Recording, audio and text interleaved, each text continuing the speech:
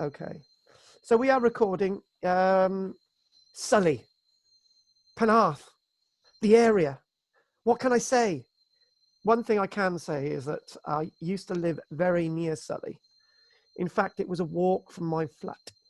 And it was very convenient that I would do walks in Sully every single Wednesday. Then it was every single fortnight. Then it was every month. And then it was every fortnight again. And I've been doing walks in the Sully area for, I would say, since about 2009. So I've got 11 years worth of information in my head.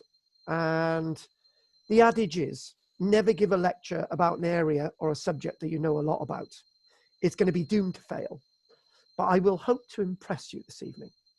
So there's Sully marked by the arrow, and we are going to go to Sully Island. And I am reminded of a certain pirate. And we will also look at the story of the ghost of Old Sully House. Now I'm going to be using one of 4 versions.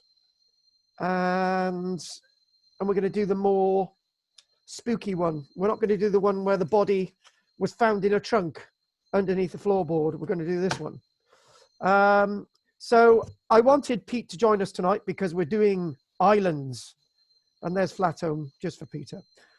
So I want to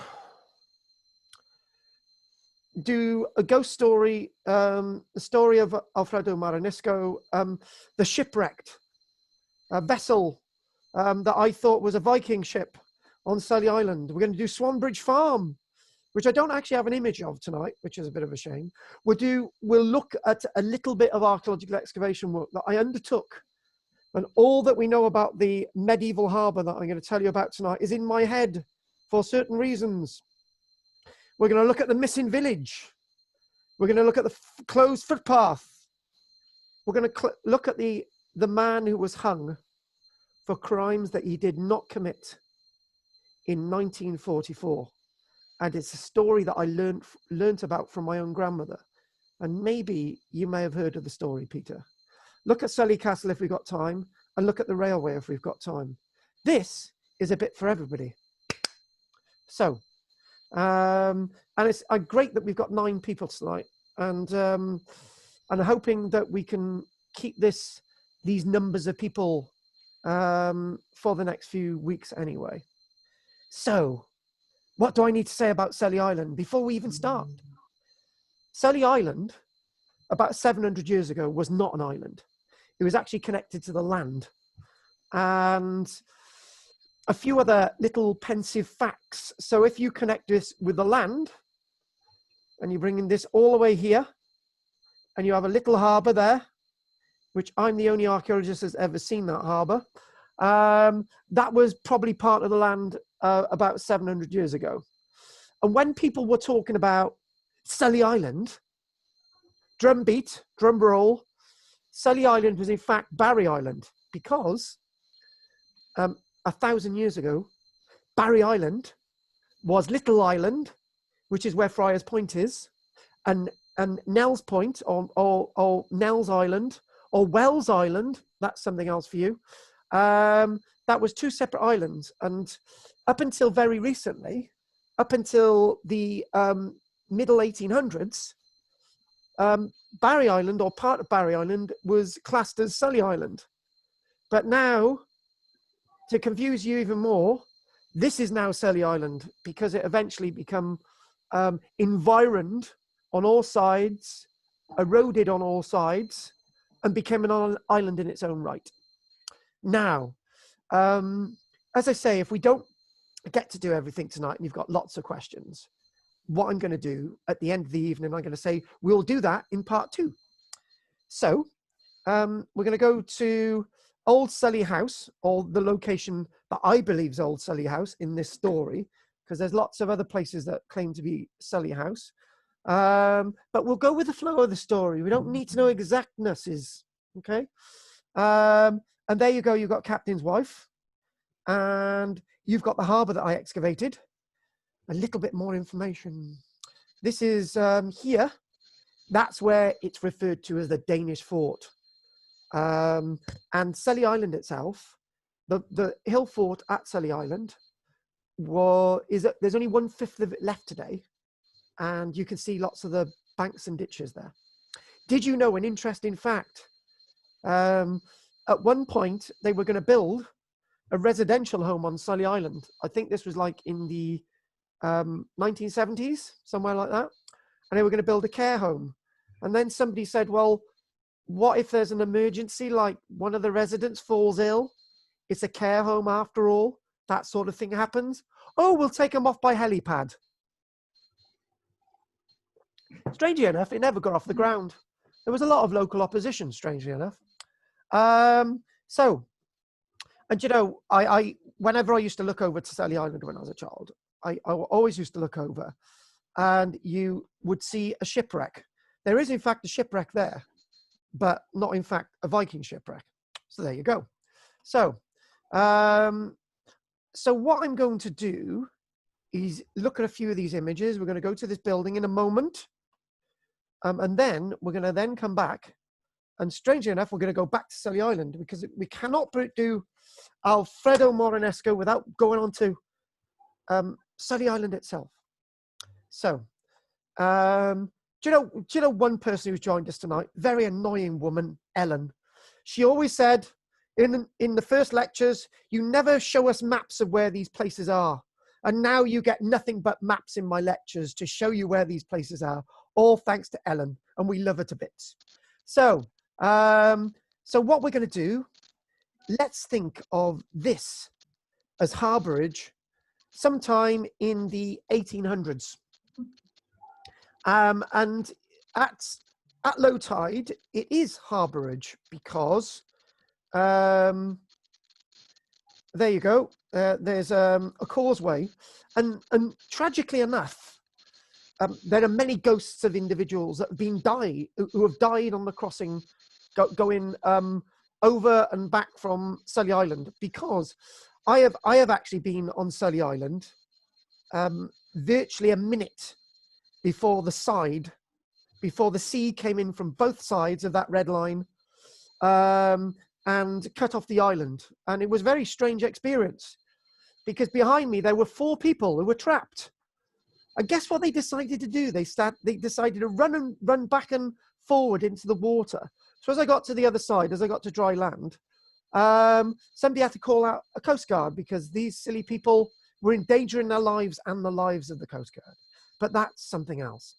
So this story takes us back, the story of the ghost of Old Sully House. And this is where we shall begin. Let's look at the building, which I'm going to say is our Sully House. It's known as Swanbridge House today. You wouldn't have much change of £1 million if you wanted to buy this. So think ghost story. Reference has already been made of piracy, not so much smuggling yet. The story of the ghost of Old Sully House has been taken from a series of articles that appeared in the Penarth Times in March 1925.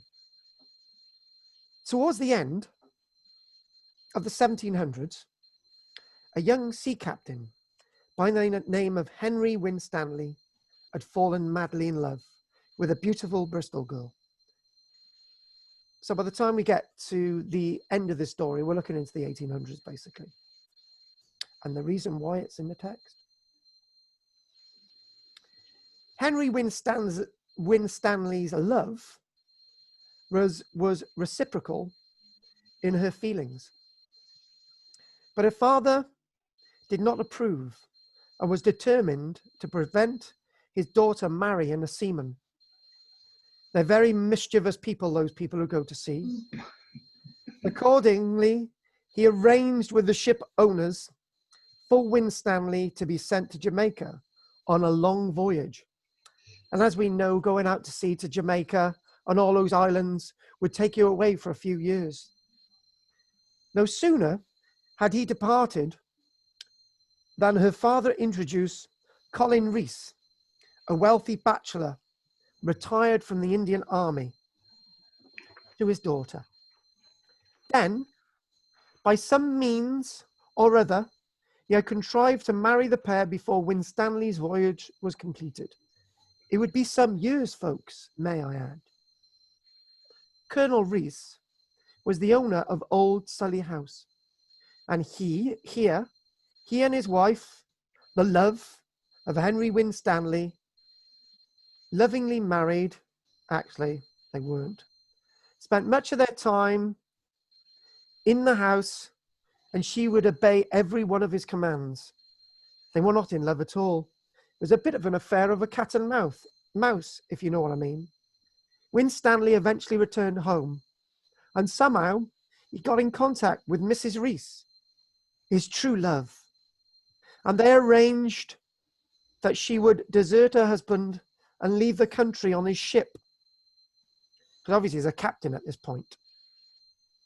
One moonlit night, Henry Winstanley lay to in his vessel off Sully. I like that word, lay to. He left his ship and in a small boat proceeded to Swanbridge Beach, the bay that I pointed out to you earlier on, that at a low tide, you can moor vessels there quite safely until the sound is breached on all sides. The sound of a boatswain's whistle, thrice repeated, was the pre-arranged signal. Mrs. Rees appeared on the lawn of the house, waving a white handkerchief. Henry Winstanley rushed ashore to greet her, but almost immediately Colin Rees arrived on the scene and a duel began, which only ended with Mrs. Rees throwing her scarf over her husband's sword and distracted his attention. What was to happen next? Well, you can guess what's going to happen next, can't you? Somebody's going to die. Who's it going to be? Amy? Oh, it's going to be Mr. Winstanley, I think. Who is it going to be, Peter? Oh, Mr. Rees. It was Mr. Rees. Actually, how dare you, Colonel Rees? Know your manners. Being a naval man. So Henry Winstanley seized his opportunity and plunged his sword into the colonel's body. The colonel fell back, screaming the following curse. Now, as somebody's dying, right, this is quite a well-written curse. And you can imagine the seconds writing this all down, right? Okay, hang on a minute. I didn't get that. What did you just say? Right, okay, here we go. So this is what Colonel Rees said. May heaven's vengeance rest upon you for all time. May the remembrance of this day's deed never be absent from your thoughts. I'm dying. Waking or sleeping. Oh God, will this speech never end? And as often as you moon shines upon the scene, wherever your bodies may be at the time, living or dead, may your spirits be forced to return to this spot and act again this deed. And that's it. I haven't done any acting for a while.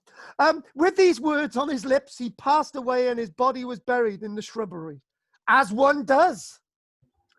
Henry Winstanley, with Mrs. Rees, returned to his ship and it sailed away. You know it's bad luck to have a woman on board, don't you? These events had all taken place just 3 days before the moon was full. So here we go. The moon shines upon the scene, wherever your bodies may be at the time, living or dead. May your spirits be forced to return to this spot and enact again this deed.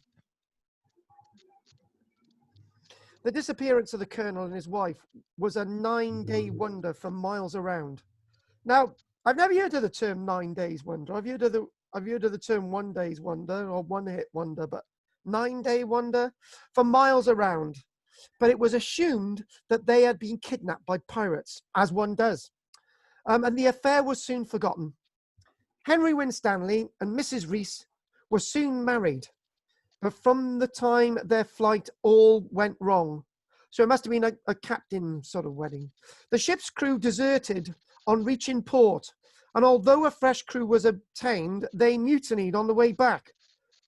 And after locking the captain and his wife in their cabin, proceeded to burn the ship, jumping into their little boats when it was in sight of Sully on the return journey, and both of the loving couple burned to death. Again, folks, it happened to be 3 days before the full moon. It just happened to be, that's the way it is. Not being skeptical. Even now, some residents of Swanbridge insist that the ghost of Mrs. Rees can still be seen, dressed sometimes in black. Whew, definitely does it for me. But more often in white. At around midnight, if the night is bright, 3 days before the full moon. So, Amy, when we do our Sully walk, we're going to have to get up there 3 nights before the full moon. And if we see a woman, I'm running. Okay? Job done. I'm not allowed to let you go on your own, though, so you can't run. Oh, God, I don't know what's more terrifying, being with you or the ghost. Do you know, my son is petrified of you. Is he? Yeah. I promised him never to be left alone with you. Don't take it personally, Amy. I won't. Right, now, just one thing about Alfredo Moranesco, because I know people like my little chats because there's lots of history in them as well. Now, just a few little things, basically. Now, this isn't in regards to the port that I excavated, the Swanbridge port.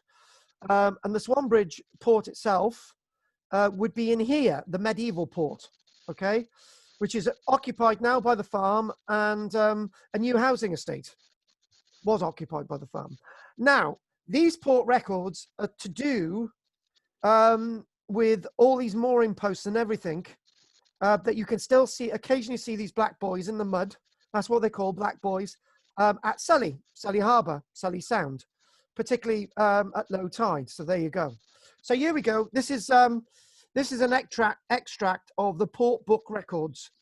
In November the 22nd, 1565-1566, a ship known as the Le George de Sully, a master, a Rees Sparrow, destination from Cardiff to Milford Haven, was carrying 40 stone of cheese and 20 barrels of butter. Now that would be quite a cargo. That would be quite rich and wealthy. Now there's 2 points to be made in a moment. January the 22nd, 1599 or 1600, the ship known as the Mitchell of Sully, destined from Cardiff, and the merchant was going to Bristol. Philip Jones, wait for it, he had 1,000 stone of cheese and 20 kilos of butter. Now, there's an interesting point here. A few years ago, I'm sure me and Pete would have had a chuckle. They were trying to find a Welsh name for Sully. It was when you used to go into Sully, it used to have a sign on the side of the road saying D Sully. Was it an I or a U on the end, Pete? I can't remember. I, with an I. Silly. And now it's become Silly, hasn't it, Pete? It's S-I-L-I. Yeah. And that might be based on what I've got in these port records, because one of the spellings from 1565 of the Le George de Sully ship is spelled S-I-L-L-E. And then when we get to 1600, it's spelled S-U-L-L-I-E. So you might think that somebody's gone into this work I've got here and thought, that's where we're going to come up with a name. So there we go. Strange all this, I've got to be honest with you. So do you know what? I've been there so many times and it looks nothing like this. I'll tell you another little bit of a story that in the 1970s, they wanted to make Sully into a new sea resort because the one at St. Mary's Well Bay around the corner had sort of fallen into disrepair just around that hill. And this entrepreneur dumped all this rubble on the beach. The scheme never got off the ground, and the owner of the captain's wife now is still, even to this day, trying to clear up all that metal and stone and everything dumped on the beach to try and make the beach look like this.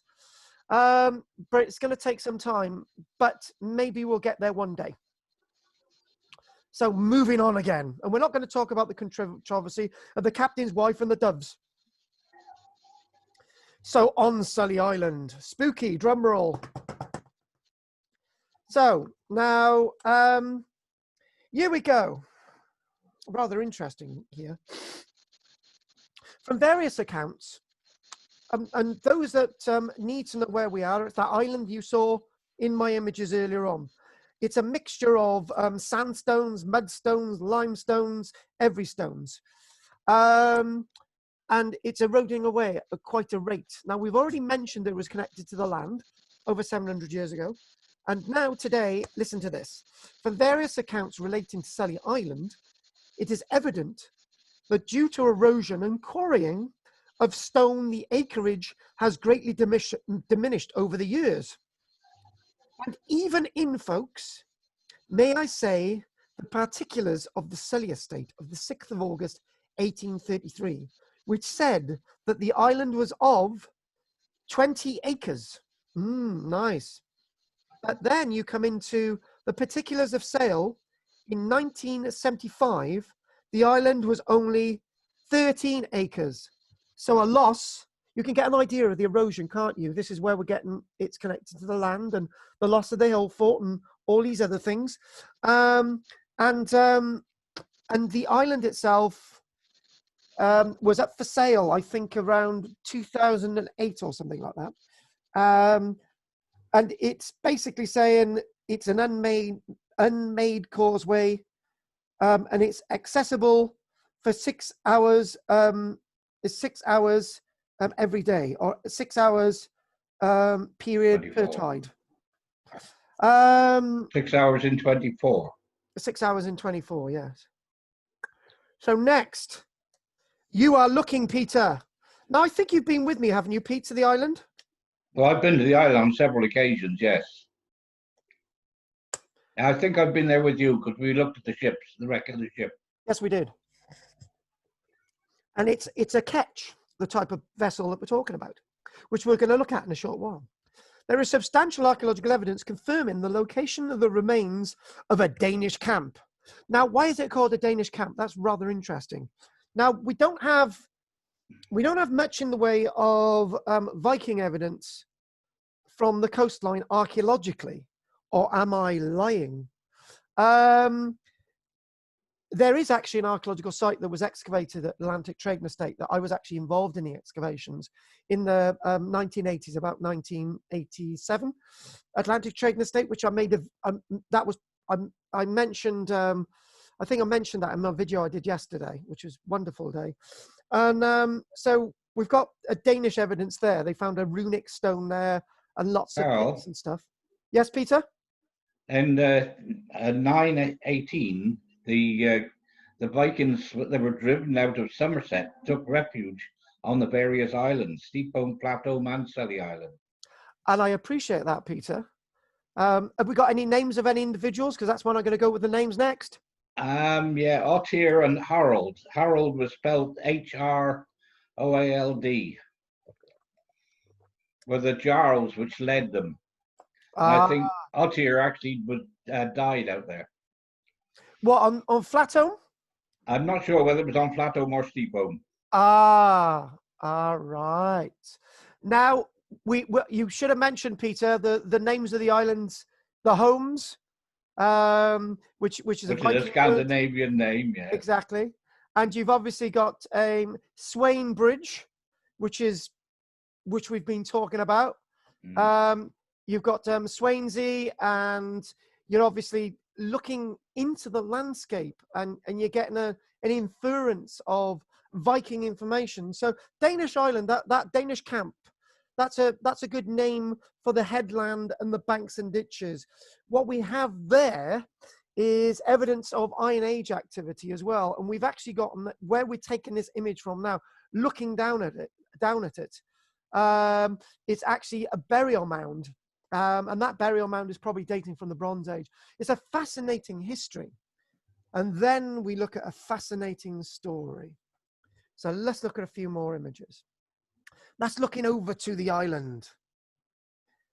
And here we go. We can't do a story like this on the coast without mentioning a good old pirate. It was also said that Sully Island was a popular haunt of Alfredo de Marisco, or Marisco, a well-known pirate who was referred to as the Nighthawk of the Bristol Channel during the 1200s. Now, when we think about pirates, we always think of pirates from the time of Jack Sparrow, don't we? We always think about Captain Kidd, and we always think about Henry Morgan. But this was a pirate back in the 1200s. And then we come in Lundy. I was mentioning from here, we're sort of looking to where the inlet, the port would have been for Swanbridge Port, and not the harbour and the port that the text was referring to a little bit earlier on. This is the harbourage of Sully that you can see, looking over to Sully Island and that sort of land bridge there. So there it is. Various tales have been told about this picturesque figure, who apparently came to Wales in the company of Norman invaders and was a mercenary knight of ill repute. But such was his treacherous dealings that his estates were forfeited. As a result, Alfredo del Marisco gathered a band of thieves and smugglers and began a campaign of piracy. He was a bit like a Robin Hood, really. He kept all the cheese to himself. I'm not joking about that. You know, when we, whenever I've got young explorers with me and we're looking at the coastline, I always ask the question, what type of contraband did Alfredo del Marisco actually have? And everyone says gold and everyone says jewels. And I've always got one very intelligent child who says, this is a trick question, isn't it? And I say, yes. Cheese. Yep, that's right. He dealt in cheese, barrels of cheese and butter. Butter and cheese was the in thing back then. He terrorized the neighborhood with a series of brutal atrocities. And later, becoming bolder, he began to plunder merchant vessels entering Cardiff and neighboring ports like Barry or Aberthaw, or even further up the coast. And Marisco was supposed to have utilized Sully Island. That's where he comes into it. Now, do you know what I used to I've heard so many things. Apparently there's a little cave. They're at low tide. You can get access to it on Sully Island from this headland. And that's where he used to keep his barrel, his kegs. Now, that's a very strange story. And I've just remembered something that do you know, Pete, do you ever get those moments that you've remembered something and you haven't told anyone for years? I've just had one. Years ago, when I went to the Sully BP Club, which Peter knows well, with my granddad, Bill, and I went there with my other granddad and once as well. And this guy came in one day. He found I was interested in history and archaeology. And he said, I've been over to Sully Island, over to where this photograph was taken, underneath that bit. And I said, yeah. And he said, there's a cave. I said, yeah. And he said, you've got to dive it. And when you go into this cave, we believe there's barrels and all sorts of things in there, but we didn't manage to examine the barrels. And I just thought, is this an old wives' tale or is this real? But I've heard that story from many different people, that there's actually a tunnel. Well, there's actually a little sort of inlet, sort of subterranean tunnel that was probably already collapsed now, but that's associated with the island. And some people believe that's where they kept his kegs. His reign of terror came to a dramatic close in July 1242, when he and his crew were trapped by official pursuers. And these official pursuers were here. And we've just seen, oh, hang on a minute. Oh, we got the shipwreck in the wrong place. He went to here, which is this island, Peter? That? Yes. Where did he go to? Oh, that's not Steepholm. It is the other one. It's not Plateau either. It is Lundy Island. Lundy Island, yeah. Well, yeah, fair enough, yeah. They pursued him I to wouldn't London. recognise because I haven't actually been on Lundy Island. We need to organise a trip there, Pete. Yes, just we taking do. a note of that. Gillian's going with us. So he got to Lundy Island, and that's where he was trapped. And he was trapped in the little inlet at Lundy Island. And Alfredo del Marinisco, the Nighthawk, was captured and later taken to Bristol and tried and hanged as a traitor. So I really like that story because it's interesting, because it's a story about a pirate from an early age. And the other thing I'm going to mention, whilst we're still there, the reason why I may have used to think that this was a pirate ship or a Viking vessel was because I used to hear these following things. Between 1500 and 1740, Penarth Roads and Harbour and Sully Island and Harbour acquired a sinister reputation as haunts of smuggling and piracy. One offender confessed that he had lived on the island for a month. In 1744, an order was granted to Will Richards going to Penarth, Sully, Barry and Penarth, to order the officers there to prevent Joseph Haynes, who had robbed Princess Amelia, daughter of King George II, from making his escape out of this kingdom. He was to be captured, folks, on that island. At a later date, Sully Island was earmarked for a medical isolation centre. And in the Cardiff records, an entry for July 1883 states that in the event of any case of cholera being imported, the same shall be treated at the Flatholm or Sully Island. And Peter, you had it instead on your Flatholm. In a tented compound. Yes. This itself is that ketch. And this is, I used to go out there. I used to love looking at this vessel. And Peter, since we've been out there, there's a lot less of it because, yes, I suppose. Yeah, there is. And what it is, Pete, it's got a nice iron base to it. And I can remember when I was a child, the ribs themselves, you know, when you're children, you think this thing was massive, but the ribs themselves must have come up to my height. And I think there was lots of brass fittings and everything still on it. Back in the 1980s, I used to love going to see this shipwreck, but my mum was a bit paranoid, and it was always be, you know, we can't stay out there for too long. But it's a wonderful thing. And I think the last time we went out there, I think there was a bit of a chain connected to it, maybe part of an anchor or something like that. But this here, I think this is going to be the prow, and obviously going to be the aft. That's really eroded away now. But guys, go out there and see it. It's a wonderful piece of archaeology. Be very careful. Wait for the best time to go out to Sully Island is when it's been high tide. Have a drink. Wait for the water to drop. Then go out there for an hour and then come back and have a look at this shipwreck. It's a wonderful thing. And what you can see then, looking over here, up here, we do believe that there was a Roman fortification of some kind, Hopkins Mount. And over around the corner there is, for Ellen's notice, that is St. Mary's Well Bay. The wonderful site that has seen excessive erosion recently. And most of what Archaeology Cymru recorded last summer has now been washed into the sea. So this is why we've had a little bit of a grant to do some more recordings of that bay before it's all lost. Now, St. Mary's Well Bay was a source of fresh water for those Vikings.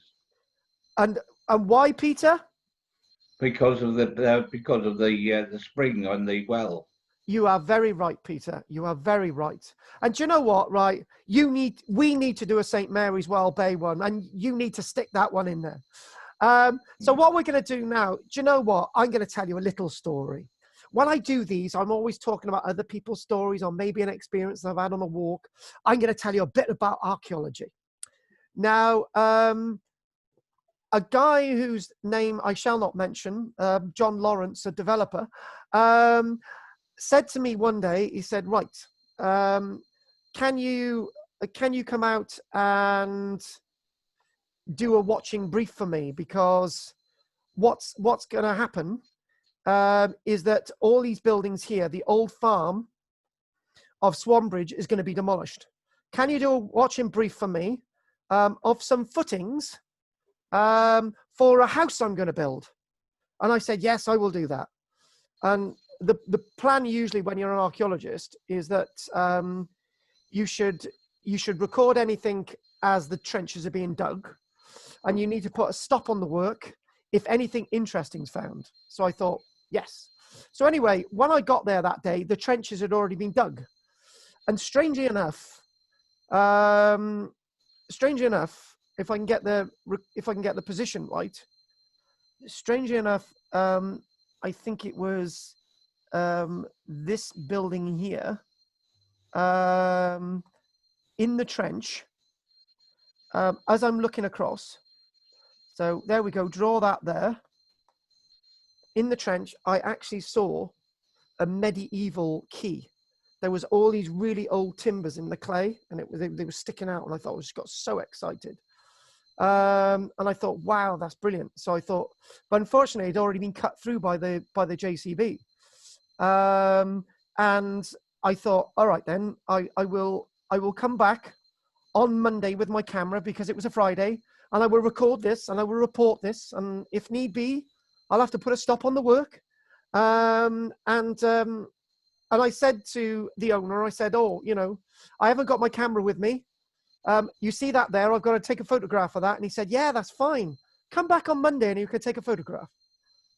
I learned something that day. If you want to stop a developer from doing work, you need to have evidence. And when I got back on the Monday, the trenches were filled in with tons of cement. And I was unable to make a record of the original key that once existed at Swanbridge. And I learned a lesson that day. Don't trust anybody. So that I was the one who got evidence. So this is where, when I say key, harbourage, harbour wall, whatever I was looking at was definitely from the medieval date. So what would happen if we draw a sort of little bit of the landscape in the medieval period, possibly before, there would have been a bit of that. That's what the terrain would have looked like, something like that. And when this then became an island at high tide, then that itself became an all year round port until it was all filled in with all the material that had been eroded away from here. And this was all deposited in with the clays, stones and gravel. And therefore we lost the harbour. And you know what? That's another story I haven't shared with anybody for ages either. So you're getting lots of firsts tonight. I'm very wary of time. So these are the types of buildings that they've built there now. And the Swanbridge farm, they demolished it all, and I don't know what record they kept of it. It was a wonderful red brick stone building from, I think, about the 1860s, 1870s, and it all went. So a little bit more of a view looking down.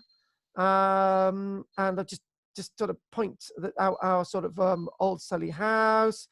We've got the captain's wife, and we've got all these buildings here, and obviously the harbourage. So what we're going to do, we're going to move on now, and where we're going to go next, we're going to actually go to the place of the missing village. And I probably one thing I may have missed, you know, when we looked at the ketch on the beach of Sully, I should have mentioned it dates to about 110, 115 years ago. And you can get an idea of when the vessel was wrecked there, you can get an idea of how soon something erodes away in quite a dramatic time if it's left exposed. If something like that was under the water, it would have all been filled with clays, and most of it would be still there today. Now, do you know what? I'm going to give you a wonderful little fact that I don't often give out. And those that want to learn a little bit of history that you're not going to learn anywhere else. The original name for Sully would have been this, South Lee. Okay? And South Lee was about there. And what am I talking about? The coastline in the medieval period, as the Normans got into the area, the coastline was probably, as I draw this in, somewhere like this, joining all the way this to the land because it's been badly eroded away, going all the way down here. That means, folks, that these fields here most likely may have been reported to have been called Southley. Okay, and where is the evidence for that? I'll just give you a quick bit of information on this. There's a footpath that leads all the way to the sea, and it's going nowhere. So the conclusion has to be that it must be going to a village that I've identified as Southley. And I bet you didn't know that. What happened, obviously, over time, it's very likely that the name may have moved a bit further north. And that then eventually mutating to Sully or Sully, given the name to the village where you find it today. A few other unusual things, very unusual things. And these unusual things are as follows. The coastline at one point was something like this. Was something like that. All of this area here at high tide was water. And if those of you who have actually been to Cardiff on the train from Barry, when there's a lot of rain, you will note that the fields on the right and some on the left are completely flooded. And this is a remnant of when this area was actually underwater. The other thing to say as well is that if you've ever been with me out there, down here as well, there's really old willow trees, and there's evidence of harbourage as well. There's some really weird stonework down there as well, which is really old. But I'm not going to tell you any more about that. And the reason why I'm not going to tell you any more about that, because that's part of Sully Part 2. But what I'd like to do is I'd like to tell you about the closed footpath and the hanging. So I haven't told this story for a very long time. Before you go any farther, those willow trees, could they be part of a withy field, which would have been there for the fishermen of the area? Yes, and we're told as weird thing as well, Pete. Right? We had this old boy with us one day, and he said, you know these willow trees? I said, yeah. He said they're linked to cricket bats, and I thought, okay. And then he started going on about, do you know what they used to do? They used to these willows were part of the industry for Sully. This is what we exported. And yes, you are right. And the other thing that they exported in Sully was actually limestone. And Sully itself is a really rich, enterprising landscape. There's just so much to say about it. Yeah, do you know what? It would be actually good to do the willows in Part 2 as well. That would be really good. But what I'd like to do now is we're going to actually go. Yeah, there we go. I just double checking on something. Next, I would like to go and talk about this missing footpath and the hanging. So from above, all this area here used to be a military base in the 1940s, established by the 1st American Airborne Division in 1943. And this was also part of not that bit, this bit here. We'll rub that one out. This was all sanctioned over to the military, all of this. This was all part of a large military base. And we've also got evidence to say that along the coastline as well, there was also a light railway. There was actually a little railway along the coast that would take supplies up and down the base and the camp. We do believe at one point it eventually got to that area there where the cursor is. But again, maybe cover that again in the future. So here we go, carry on a bit more.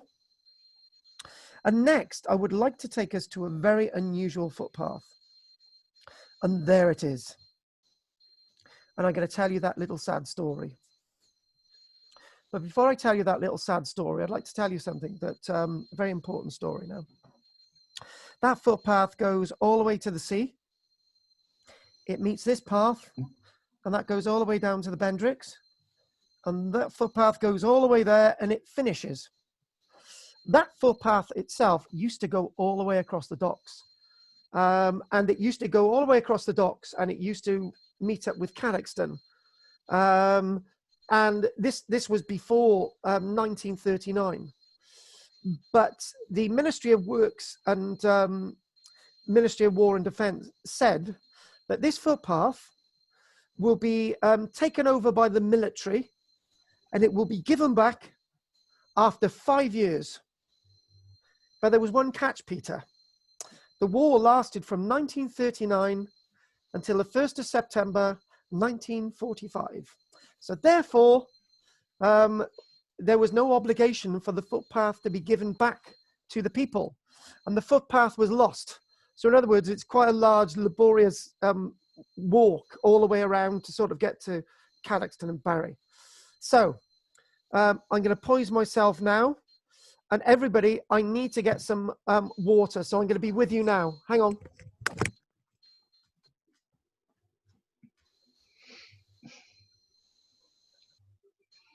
The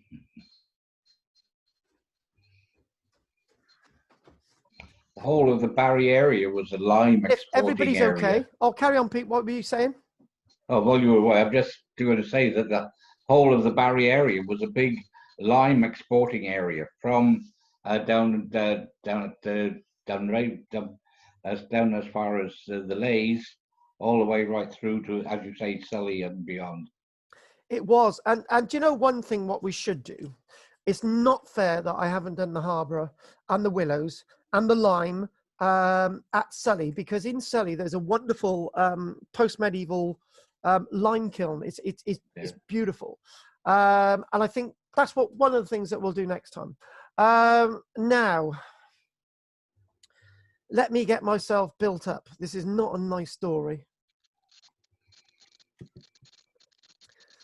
The year was 1944, and based in Barry were American servicemen. And there were black servicemen and there were white servicemen. Unfortunately, I'm told by a number of sources that the black servicemen were not treated with the respect that they deserved. But the ladies of Barry loved the black servicemen because they were different. Because, you know, up until that point, unless you were in Cardiff or you were directly on the quayside in Barry, it's very unlikely that you'd see anybody of any other different color skin than the white skin that they were used to. So obviously the American servicemen, my grandmother used to say that it was very unusual that there was this black serviceman that used to visit a lady in her street, in Brook Street. And I didn't think anything of this because, you know, I personally, I don't see the difference between a black and a white person. I really don't. But this story is a time that people did see the difference between a black and a white person. And it was very rare that you had any black sergeants or any black officers of any description. Anyway, the story has it that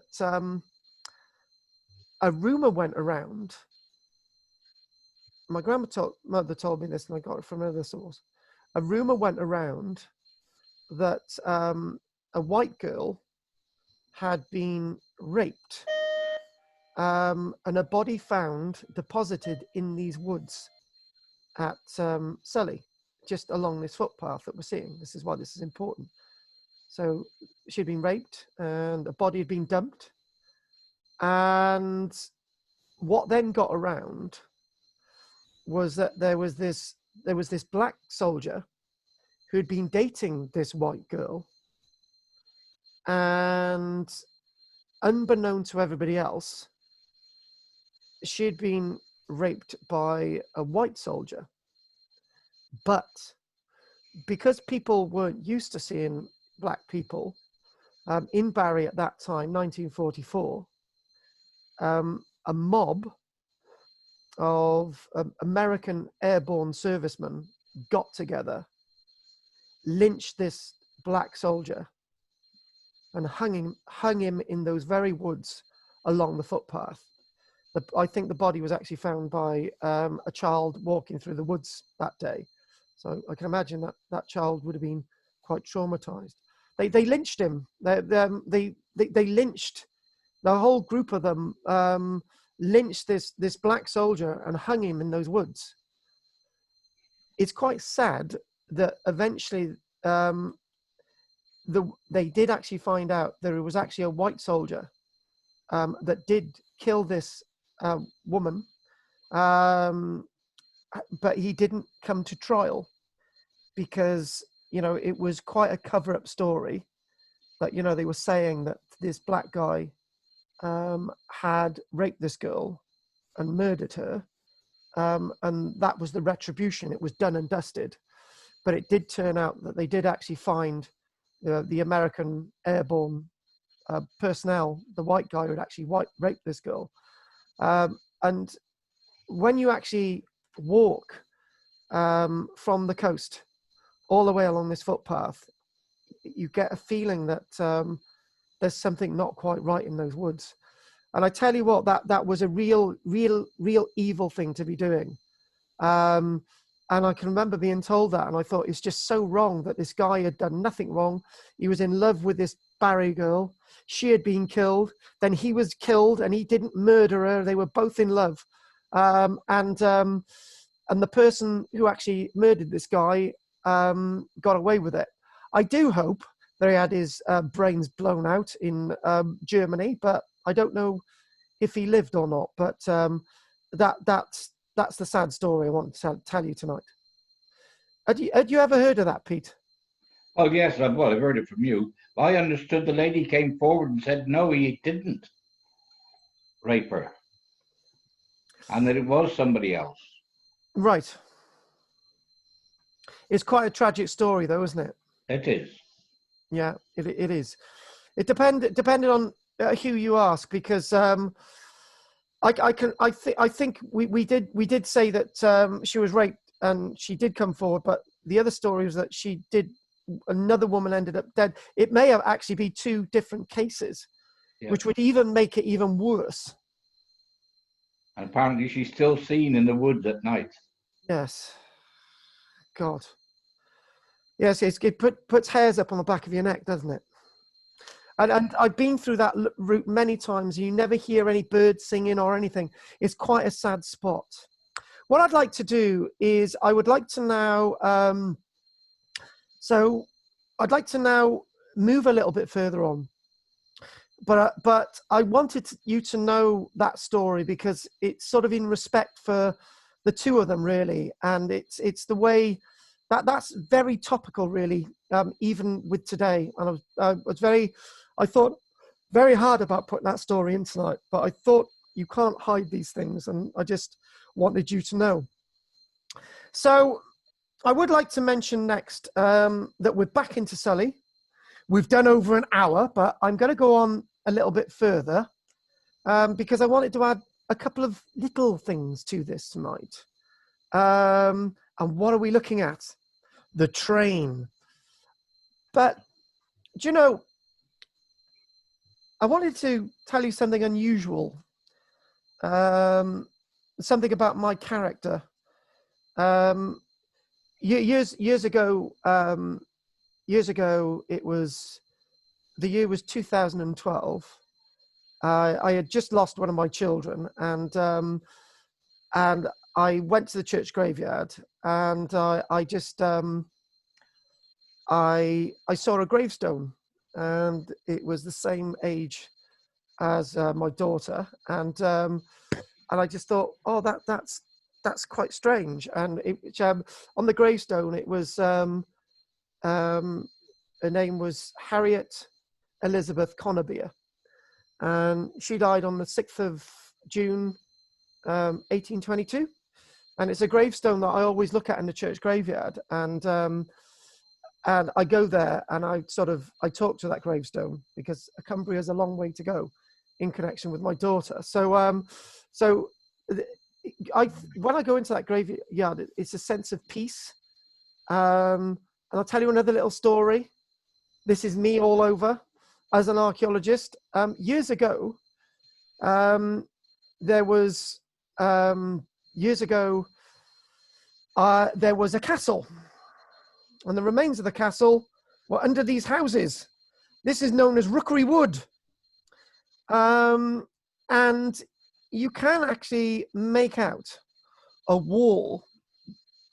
And this wall itself is part of the wall, is believed to be part of the castle of Sully. And if you're ever invited in for a cup of tea into the lady who owns this house, she takes you into a garden and she shows you a bit of the wall. I wanted to mention this because now this is where things get a bit weird, right?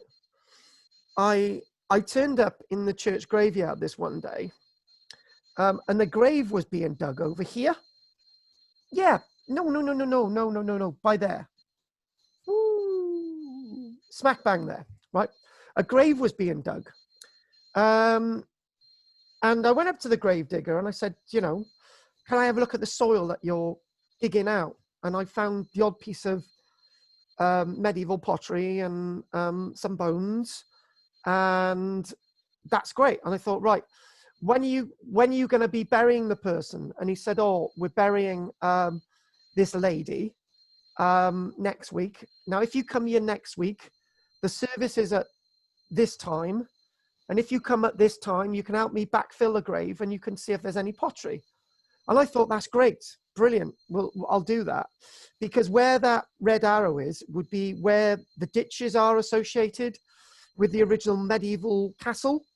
Because what you would have is you'd have a castle, you'd have the church, and then you'd have the village, which is stretched all over here, which again is another story. That's another one about the village, which I can tell you again. And maybe show you some artifacts if we ever do that one again. Anyway, I come back the following week, and we started talking, and he said, oh, what's your name? And I said, it's KARL-JAMES LANGFORD. And he said, you're not the brother of Janine? And I said, yeah, well, I buried her at Barry Cemetery in 2006. And I thought, this is just too weird. And he was friends with my sister, and he buried her as well. So when we were backfilling, right, he hadn't been told that the coffin the lady was buried in was a cardboard coffin. And what usually happens is that the gravedigger sort of goes into the grave on top of the wooden coffin and then backfills into it. Unfortunately, the grave collapsed, and the smell of putrefaction was really, really bad. So he jumped out and whatever, which is really bad. Anyway, we then went back there whilst we were eating our packed lunch. Don't ask. And then we started backfilling. So I found some medieval pottery, some human remains, and I picked up something that I thought was a piece of pottery, and I put it in my mouth to swill it off. And then I felt dentine against my own teeth. and it was only the jawbone of a child. And I thought, I won't do this again. So yes, so and the other thing as well is when any graveyards like this, there's always lots of human bones and so on and so on. So that's that. And what I want to quickly tell you as well, we're going to see, we're going to go to, and we will. I've done lots of work on the Sully train line as well. These buildings here, we're going to look down from here, down the street, towards the train station, and the train station would have been down some steps, and this would have been the gravings yard, not the gravings yard, the goods yard, and the train station was up in that direction. So let's do a little bit of trains to keep everybody happy tonight, and then we'll call it a night, and we'll ask if there's any questions. I'm sure that. I'm still looking to see where the actual train crosses the road. Oh. Lavenock Road. I haven't found the spot where it actually crosses yet. Do you know, Peter? You know, when we do our first Sully walk, right, Peter? We'll do Sully trains, and we'll do all that route for you, okay? Yep. Okay. I've walked the line. I've walked the road, the railway line, where you showed me in the past. I've tried to get to where it crosses the road. Well, that's what we're going to do, Pete. Don't worry. Does it go over or under? That's what I was trying to find out. Under. Okay. Under, over, underdone. That's from a film. I don't know which one. So that there, you know what I was just saying? We were looking at the street. So that there is the church, and all these railings here. I think those are wooden railings, but I think these are metal railings. These were all removed in the Second World War for the war effort. And over here, that's one of the train buildings. And you go down there, and you go down to the goods yard, and up there, there's a bridge, and the train ran under the road up there. And just think, Sully at times are the very popular train station. So people would all trudge down this road. They would go to the church where my parents were married. And then you would, obviously, then the road itself would turn, not on the existing road, but would actually go across the road. And the road actually at Sully itself, from Barry, most of that is sort of a modern road. Anyway, that's another bit of the story. And looking again, I've got the pleasure to say, oh God, where are they? Flipping heck. Do you know what? I forgot I was doing this bit. Next time, right, I've actually got one of the last remaining train tickets from 1968 that was used on the last day on the Sully train line, and I've got one. So I'll show you that next time. There you go. Train ticket. So you'll all have to come back for these things. That is them all getting off at Sully, and that's going to then go towards Barry, and that's going to then take you to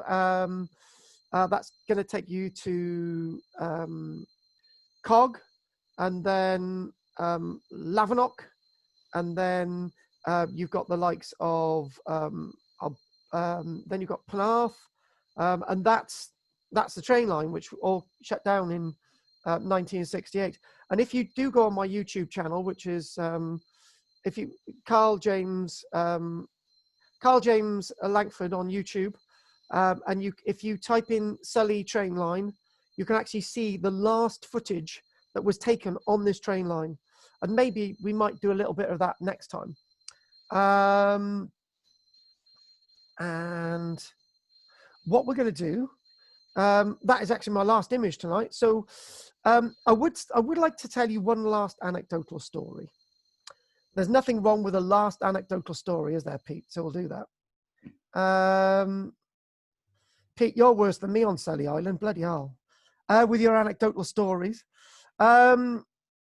back in looking at this now, looking down, there is the there's the church. No, there's the church. Oh God, this map scale's a bit wrong. Hang on, my blur. Okay, here we go.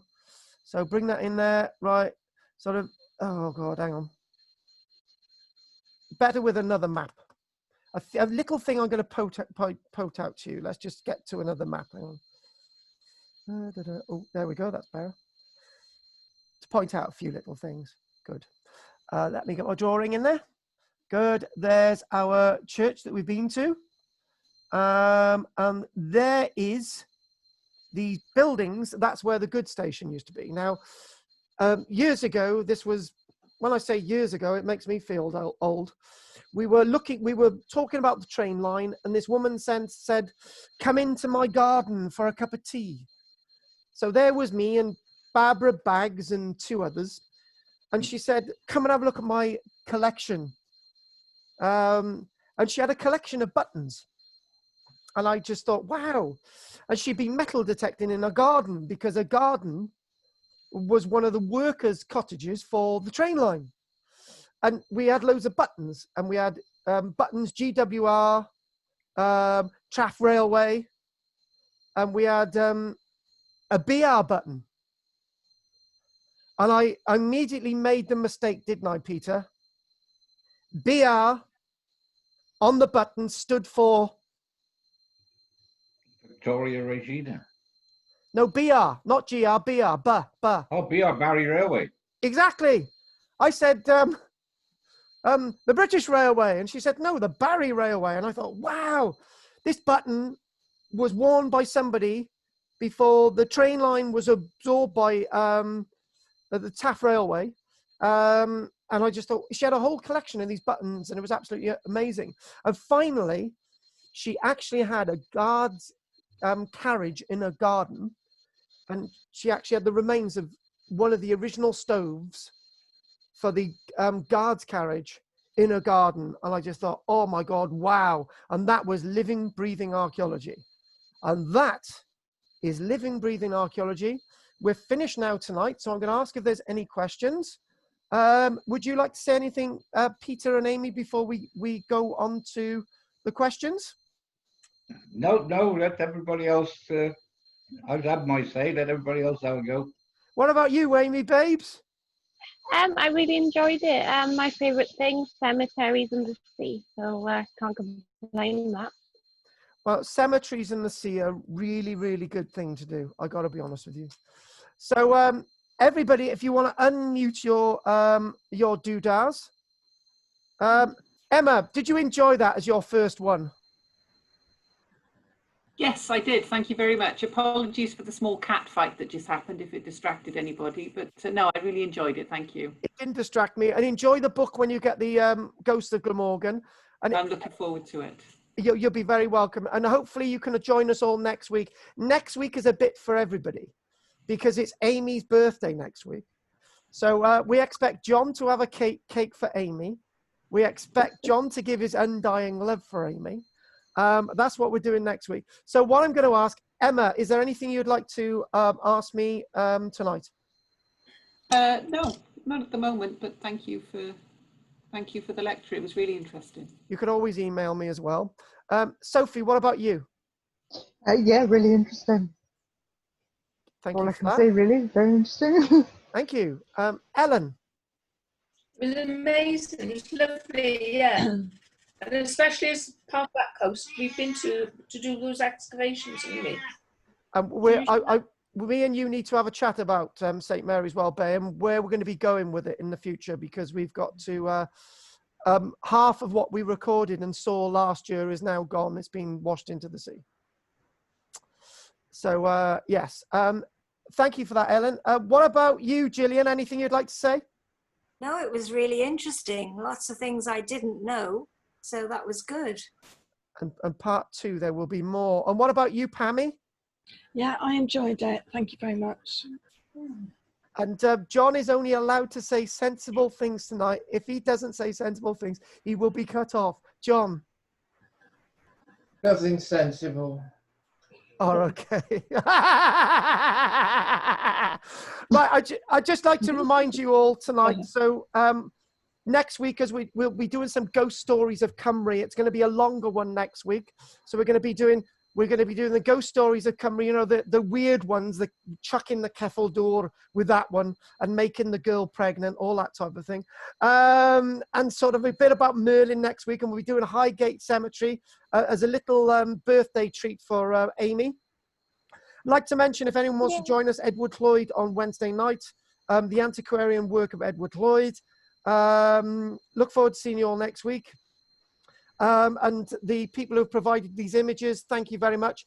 We've got some wonderful videos coming up that we're filming with the GoPro. Where's the GoPro? It's around you somewhere. And I've got an announcement to make as well. We have got these wonderful Victorian glass slides that for the first time in 120 years, these will be developed and put into a book. And these are wonderful images of the coastline of the Vale of Glamorgan before it was all developed. And these date from the late Victorian period. And they've, nobody has seen these, and they'll be in a new book coming. If there's nobody wanting to say anything else, if anyone One thing I would like to point out, go for it, Peter. Idiots that go out onto Sully Island and then get cut off by the tide, and then they're crying for the Coast Guard to come and rescue them, just because they haven't got the sense to know that the tide, although it came in, will also go back out again. I would mention it to the RNLI, and I would leave the caskets out there. So would I. And they said, oh, we can't do that, because if they do call, we have to go and rescue them. But they have to go then and put their lives at risk as well and get these stupid people off the island. Find the bastards. Yes. Yes, they should find them. Yes. Yes. You know, Peter, I got trapped on the coast of Devon once, but I was trapped, and I had to climb up the cliff. So, but those. I took my grandson out there fishing out on Sully Island. Yeah. And we fished the tide in, and we pushed it back out again. Which is perfectly safe, as long as you know what. Absolutely. Yeah, exactly. Exactly. So, I really appreciate you tonight. That's been a really good lecture. You've been all really good tonight. It's been an absolute pleasure. I'm looking forward to seeing you all in the week. Looking forward to next week, Highgate Cemetery. That should be fun. And all the other stories about Cumbria, you know, the Mary Trevelyan ones that we haven't done. And I want to find some corkers on that one. So if anyone wanted to chat afterwards, they're very welcome. But on that note, I'm going to say goodnight to you all. Nice to see you, Amy, Emma, Pam, Peter, Jill, John, Sophie, and Ellen. Thank you very much. I'll see you all soon. Diolch yn fawr i chi. Croeso. See you tomorrow night. See you tomorrow night. Take care. Bye. Bye. Next week. Goodbye. Night. Anna used to live down the road from Highgate Cemetery, so I used to play there a lot as a kid. Oh, Amy's going to love that. Yeah, hopefully. No, so that'll interest you as well. So it'll be a very interesting one to do, actually. All right, see you next week. I love Highgate. Excellent. See you next week, Ellen. Bye. Bye, Ellen. Night. And Amy, just quickly say, that was brilliant tonight. I'm just going to quickly say, because I've got to go, we will do a most of your Fridays okay for August? Fridays are fine. Right, so we'll get, I don't know how I'm going to be, but we're going to have to do it. Yeah, that's fine. You know, use masks. Make sure people use masks and just keep everyone at a distance, I think. Yeah, that's true. Yeah. One thing for next week, have you stayed at the graveyard where all the prostitutes and thieves in London were buried? That would be great. I can't remember the name, but me and Sophie have been there, and I thought I was going to faint when I was there because of the high energies. The people weren't blessed with an actual funeral; they were just buried there. Okay, we'll I'll send you pictures now. Sophie's got pictures of Highgate from when we went, so I'll send you them. Okay, good. And I'll find the name of the cemetery. I think it's called No Man's Cemetery or something. No, It's just get the name and send it to me. That'd be good. yeah, it's just off Tower Bridge. So Get that to me. Okay. I'll send you that. Anyway, I'm gonna dash, and I will see you next week. Yeah, see you next week. Get the party hat. Yes, John will. Yeah, I want John in a party hat. Yeah, I don't want to see him in anything. Right, okay then. I'll see you then. See you then, Carl. Night night. Good night. Bye bye. Bye bye. Night night.